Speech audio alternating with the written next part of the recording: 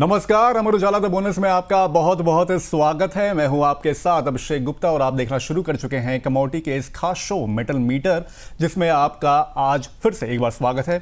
आज जानेंगे ट्रेडर्स को कॉपर, निकल, जिंक, लेड और एल्यूमिनियम को लेकर क्या अपनी स्ट्रैटेजी बनानी चाहिए, किस मेटल में दाव लगाया जा सकता है, और इस पर बात करने के लिए हमारे साथ जुड़ रहे हैं GCL ब्रोकिंग के assistant vice president commodity research Amit Kharesar. Sir, आपका बहुत बहुत स्वागत है इस शो में। Thank you Abhishek ji. Sir, सबसे पहले तो ओपेक की ओर से जो आज वो यूएई की ओर से जो ऐलान किया गया था, ओपेक और ओपेक प्लस से अलग होने का जो ऐलान किया गया था, 2 साल पहले भी हालांकि ऐसी एक बार सुगबुगाहट हुई थी, लेकिन सर अभी जो ऐलान किया गया उसको कितना सीरियस मान रहे हैं, उसका इम्पैक्ट क्या देखने को मिल रहा है आपको ऑयल बाजार में? बिल्कुल अभिषेक जी, कल ये स्टेटमेंट आया था कि जो है UAE OPEC country OPEC plus से बाहर हो रहा है और खुद ही ऑयल सप्लाई को जो है सुचारू रूप से चालू करेगा। इस खबर का जैसे ही मोमेंटम आया तो क्रूड में एकदम से 200 पॉइंट का जो है नीचे साइड में करेक्शन देखने को मिला। हालांकि अभी इसकी जो है आधिकारिक पुष्टि नहीं हो पाई है कि वो एक्चुअल में होगा ऐसी चीजें या नहीं होंगी। तो जब तक कि प्रॉपर इंफॉर्मेशन नहीं आती है तब तक ये मोमेंटम ऐसा ही बना रहेगा। अब देखा जाए तो जो युद्ध की घटनाएं चल रही हैं वो कहीं ना कहीं क्रूड ऑयल के प्राइस को ऊपर लेके आती हैं। भाव जैसा कि हमने 3 से 4 महीने पहले 5,000-5,500 के भाव देखे थे, अभी देखिए 9,500 के भाव जो है स्क्रीन पे दिखाई दे रहे हैं।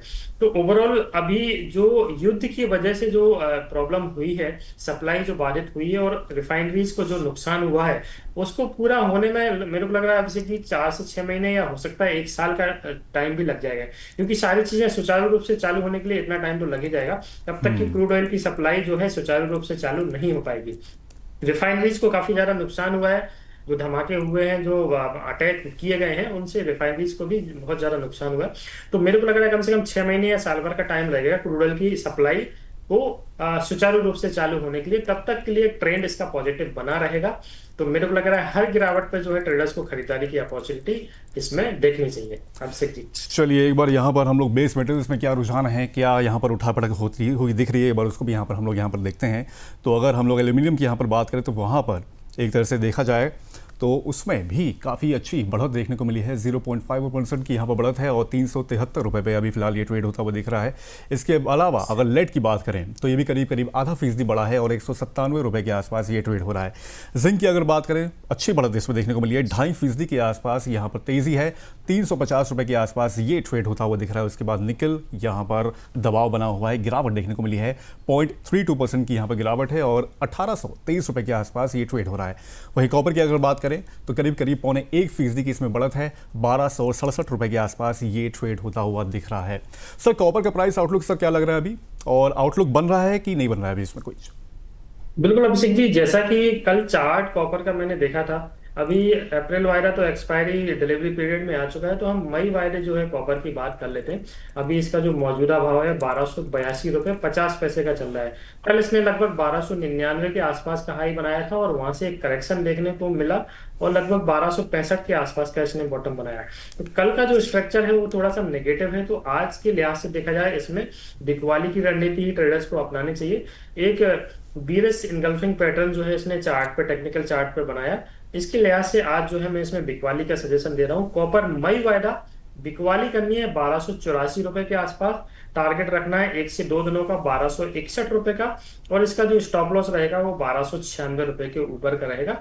1 से 2 दिनों का ट्रेड रहेगा अभिषेक जी। 2 दिनों के ट्रेड के लिए यहाँ पर ये एक तरह से सेल की यहाँ पर सलाह दी गई है और 1261 रुपये का टारगेट प्राइस है। स्टॉप लॉस यहाँ पर स्ट्रिक्टली मेंटेन करें, 1296 रुपये का यहाँ पर स्टॉप लॉस मेंटेन करने की सलाह दी गई है सर की ओर से। सर, अगर निकल की और जिंक की अगर बात करें तो उस पर क्या व्यू बनता हो फिलहाल यहाँ पर दिख रहा है आपको? जिंक का चार्ट अभिषेक जी थोड़ा सा पॉजिटिव दिखाई दे रहा है, तो ट्रेडर्स इसमें खरीदारी का ट्रेड कर सकते हैं। मई वायदा जिंक की मैं बात कर रहा हूँ 343 और 342, ये 2 लेवल हैं इसके जिसमें ट्रेडर्स खरीदारी कर सकते हैं। ऊपर में टारगेट रखना है 1 से 2 दिनों का 349 रुपीज का, और स्ट्रिक्ट स्टॉप लॉस फॉलो करना है 340 रुपए का। ये तो जिंक का ट्रेड हो गया। और वहीं पे अगर हम निकल की बात करें तो निकल मई वायदा 1823 रुपए का भी ट्रेड हो रहा है। भाव काफी ओवरबॉट जोन में कारोबार कर रहे हैं, तो खरीदारी से तो ट्रेडर्स को बचना चाहिए। प्राइसेस अगर ट्रेडिंग के लिहाज से अगर मैं देखूं तो 1825 रुपए पे एक फ्रेश बिकवाली का ट्रेडर्स जो है ट्रेड इसमें बना सकते हैं। स्टॉप लॉस लगाना है 1840 रुपए का, और इसका जो टारगेट पॉसिबल रहेगा वो 1765 रुपए के आसपास का रहेगा अभिषेक जी। ठीक है, तो ये कॉल निकल कर आती है और इसको भी ध्यान रख के अपनी रणनीति यहाँ पर आप बना सकते हैं। सर लेड में क्या अभी लग रहा है कि क्या उसमें अभी रणनीति, क्या स्ट्रैटेजी बनाई जा सकती है? रेड मई वायदे की अगर मैं बात करूं अभिषेक जी, तो रेंज इसकी काफी छोटी है। 2 से 3 पॉइंट की रेंज में ये लगभग हफ्ते भर में ट्रेडिंग कर रहा है। चार्ट के लिहाज से देखा जाए तो इसमें भी एक सप्लाई जोन मेरे को लग रहा है 200 रुपए के आसपास दिखाई दे रहा है। तो 200 रुपए के करीब मई वायदा लेड में एक फ्रेश बिक वाली ट्रेडर्स कर सकते हैं। स्टॉप लॉस की अगर मैं बात करूं तो बहुत छोटा सा स्टॉप लॉस है, 201 रुपए 30 पैसे का। 201 रुपए 30 पैसे का स्टॉप लॉस लगाकर 200 रुपए पे सेल बनाया जा सकता है, और टारगेट भी इसका छोटा रहेगा 197.50। ठीक है, तो ये लेड को लेकर यहाँ पर सर की तरफ से कॉल दी गई है। चलिए एल्यूमिनियम की सर यहाँ पर बात कर लेते हैं। इससे पहले एक रिपोर्ट यहाँ पर आई हुई है इंटरनेशनल एल्यूमिनियम इंस्टीट्यूट की ओर से, कई सारे आंकड़े यहाँ पर जारी किए गए हैं और बताया गया है कि जो मार्च है सिर्फ वहाँ पर ही अगर देखा जाए तो इसमें जो एल्यूमिनियम का जो ग्लोबल उत्पादन है, प्रोडक्शन जो है वो 7% के आसपास यहाँ पर बढ़ता हुआ दिखा है। और ग्लोबल एल्यूमिनियम उत्पादन की अगर बात करें, यानी कि ये जो बढ़कर 7% बढ़कर 12.65 मिलियन टन पर यहाँ पर पहुँचता हुआ दिखा है। हालांकि YOY बेसिस पर यहाँ पर देखेंगे तो 1% की यहाँ पर डाउनफॉल यानी कि गिरावट देखने को मिली है। मार्च 2025 में एल्यूमिनियम जो प्रोडक्शन था वो 12.78 मिलियन टन के आसपास यहाँ पर रहा था। और वहीं अगर डेली बेसिस पे देखें तो फिर इसको जो एवरेज है ग्लोबल उत्पादन का, यानी कि एल्यूमिनियम के लिए जो ग्लोबल प्रोडक्शन है उसका 4,08,000 टन दर्ज किया गया था। वहीं फरवरी की अगर बात करें तो यहाँ पर इसमें एल्यूमिनियम का जो ग्लोबल प्रोडक्शन था वो 4,22,300 टन के आसपास यहाँ पर रहता हुआ दिख रहा था। सर इस रिपोर्ट में क्या संकेत दिख रहे हैं आपको एल्यूमिनियम को लेकर? बिल्कुल अभिषेक जी, जैसा कि आपने बताया, month on month quarter on quarter तो जो है प्रोडक्शन बढ़ता हुआ नजर आ रहा है, बट ईयरली बेसिस पे 1% का डाउनफॉल इसमें देखने को मिला है।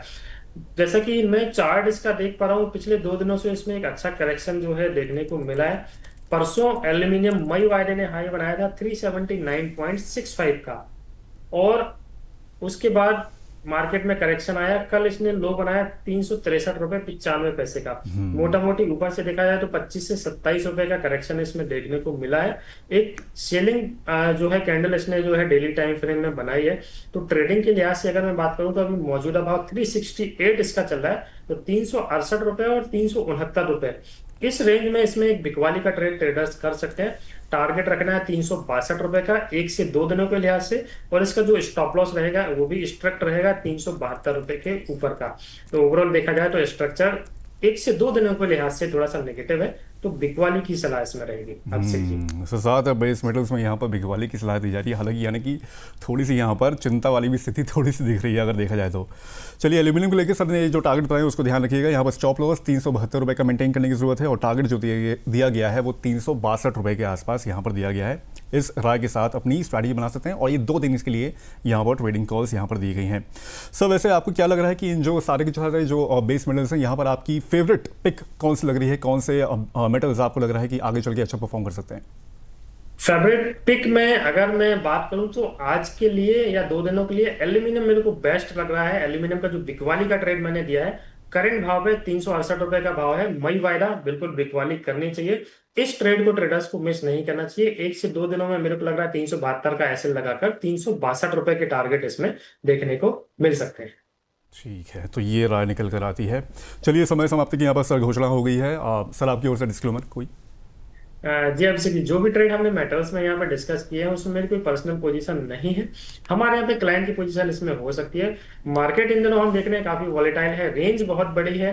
प्रॉपर स्टॉप लॉस ट्रेडर्स को लगाना चाहिए, रिस्क को मिनिमाइज करके रखना चाहिए। छोटा ट्रेड बनाइए जब तक कि युद्ध की घटनाओं में कमी नहीं आती है, और जो रजिस्टर्ड एनालिस्ट होते हैं उनका सजेशन ट्रेडर्स को जरूर लेना चाहिए। ठीक है, तो ये राय निकल कर आती है सर की ओर से। अब sir thank you so much, आज आपने समय दिया और मेटल्स को लेकर आपने महत्वपूर्ण राय रखी। Sir thank you so much इसके लिए।